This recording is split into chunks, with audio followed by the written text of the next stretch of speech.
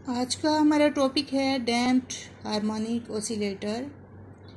बहुत ही important question है। आपको क्वेश्चन कुछ यूँ आएगा, what is damped harmonic oscillator, derive it's equation of motion, calculate its amplitude and frequency.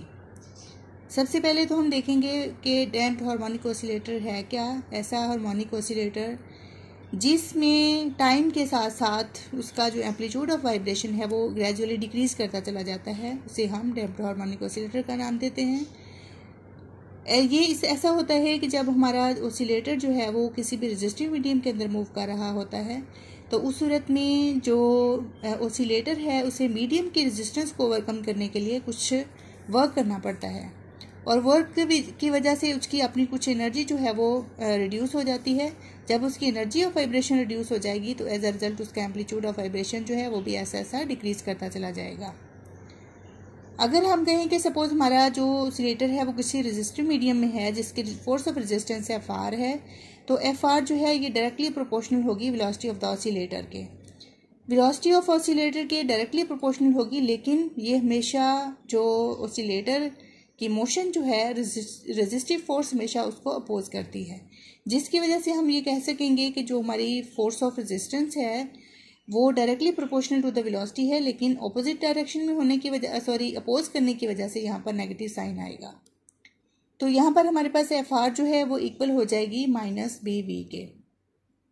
Proportionality sign को रिप्लेस करेंगे हम इक्वल से, और उसके साथ हमें कांस्टेंट ऑफ प्रोपोर्शनलिटी लगाना पड़ेगा। अब जो कांस्टेंट ऑफ प्रोपोर्शनलिटी है ये हमारे पास क्या कहलाता है, डैम्पिंग कांस्टेंट।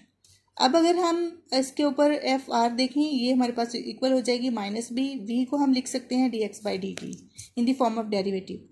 तो हमारे पास जो टोटल फोर्स होगी, अपोजिंग फोर्स जो मोशन को अपोज करती है, वो हमारे पास दो तरह की फोर्सेस होंगी।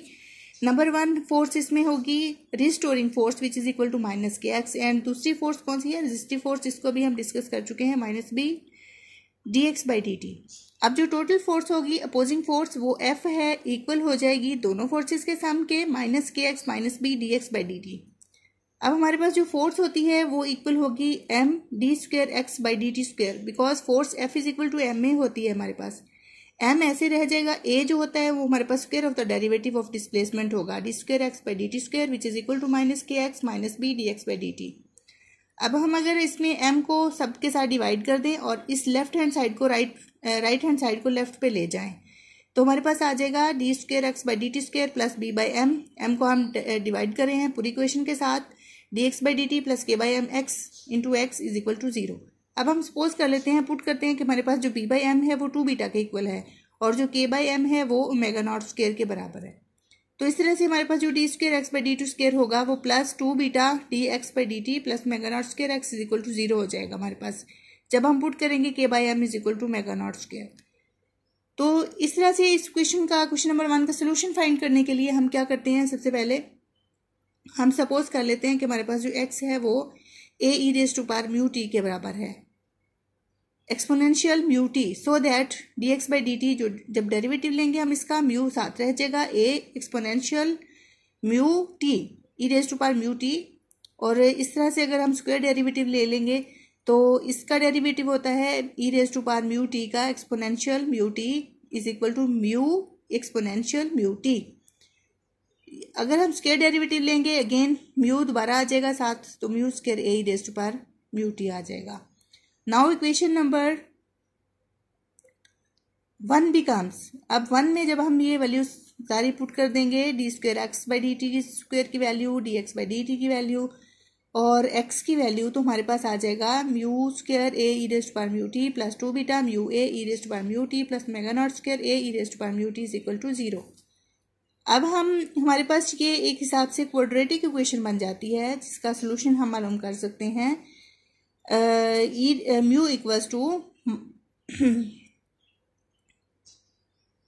Minus 2 beta plus minus under root 4 beta square minus 4 omega not square by 2। ये होता है हमारे पास basically minus B plus minus B square minus 4ac over 2a। ये हमारे पास होता है सोल्यूशन ऑफ क्वाड्रेटिक इक्वेशन। जो यहाँ से हमने मालूम किया ये क्लास 8 से ही बच्चों ने किया होगा। आप सबको पता होगा कि ये क्वाड्रेटिक इक्वेशन का सोल्यूशन जो है वो किस तरह से आता है। अब ये हमारे पास अगर हम यहाँ से ये प्लस माइनस है, इस वजह से हम दो हिस्सों में से स्प्लिट कर सकते हैं। पहले नंबर पे तो हमें क्या करना पड़ेगा कि यहाँ से 4 जो है इसको कॉमन हम लेंगे। 4 को जब कॉमन लेंगे अंडर रूट से बाहर निकालेंगे तो ये 2 बन जाएगा यहाँ पर। अब इस 2 को और इस 2 को हम जब कॉमन लेंगे तो वो इस 2 के साथ कैंसिल आउट हो जाएगा। तो एज अ रिजल्ट हमारे पास क्या बचेगा, beta plus minus under root beta square minus omega not square.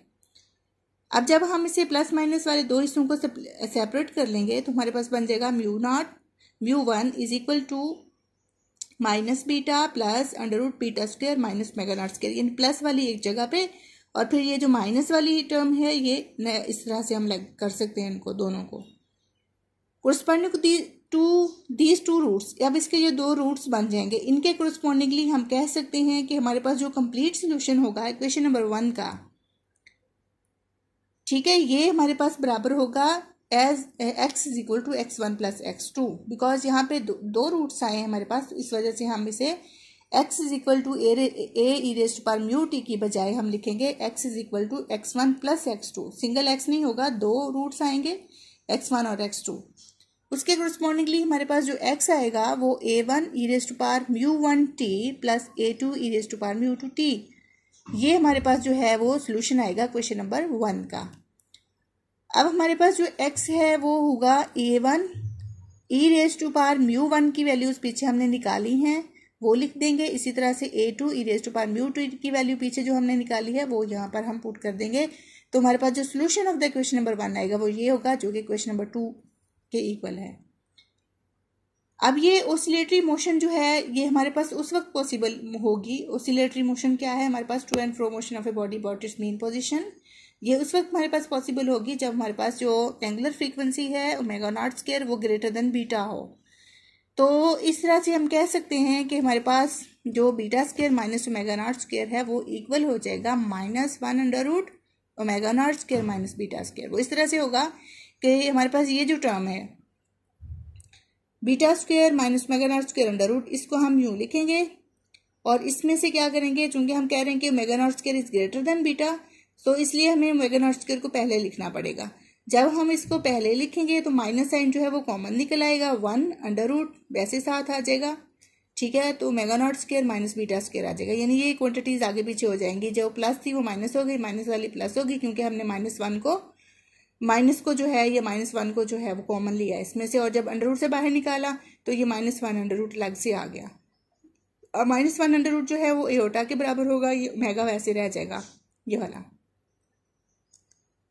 ये जो हमारे पास क्वांटिटी है सपोज हमने omega not square minus beta square को ओमेगा रखा हुआ है, ठीक है, where omega is equal to omega not square minus beta square. Then question number 2 becomes, ये वाली क्वेश्चन हमारे पास क्या बन जाएगी, x is equal to e raise to power beta t, ये वैसे ही आ गया, a1 वैसे आ गया, ई रेज़ टू पावर ये जो पूरा फैक्टर था वो एओटा ओमेगा के बराबर कर लिया हमने, t वैसे साथ रह गया, plus a2 e raise to power minus ऐसे ही ये पूरी जो फैक्टर है उसको हमने एओटा ओमेगा लिख लिया इंटू टी वैसे रह गया।